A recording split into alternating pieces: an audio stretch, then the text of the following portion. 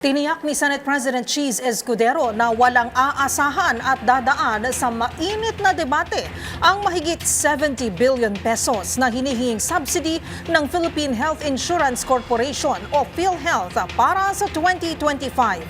Kasunod ito ng TRO o Temporary Restraining Order na inilabas ng Korte Suprema sa 90 billion pesos na unutilized fund ng PhilHealth.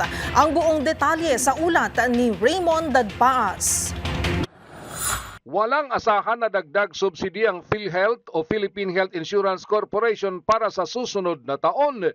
Ito ang binigyang katiyakan ni Senate President Francis Cheese Escudero kasunod ng Temporary Restraining Order o TRO na inilabas ng Korte Suprema sa 90 billion pesos na unutilized fund ng PhilHealth.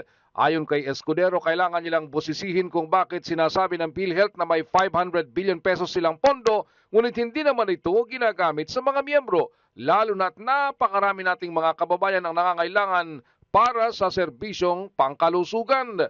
Mahigit 70 billion pesos ang hinihinging subsidi ng PhilHealth para sa 2025. Una nito ay nagpalabas ng TRO ang Korte Suprema sa paglilipat ng 89.9 billion pesos na pondo ng PhilHealth sa National Treasury. Ito ay kahit na nakapaglipat na ng 60 billion pesos at 29.9 billion pesos ang naharang dahil sa TRO. Tinawag ni Escudero na makapalang mukha ng mga ahensya ng gobyerno na humingi ng malaking budget ngunit hindi naman nila ito ginagastos. Nauna ng hiniling ni Senator Gabby Ejercito ang pagbalasa sa mga opisyal ng PhilHealth sa pamumuno ng kanilang presidente na si Ginoong Emmanuel Ledesma Jr. dahil sa palpak nilang serbisyo. Maliban sa PhilHealth ay tinitingnan din ng Senado ang absorptive capacity ng iba pang ahensya ng pamahalaan. Kabilang na ang Bangsamoro Autonomous Region in Muslim Mindanao o BARM na 40 hanggang 50% lang ang absorptive capacity sa paggamit nito ng kanilang pondo.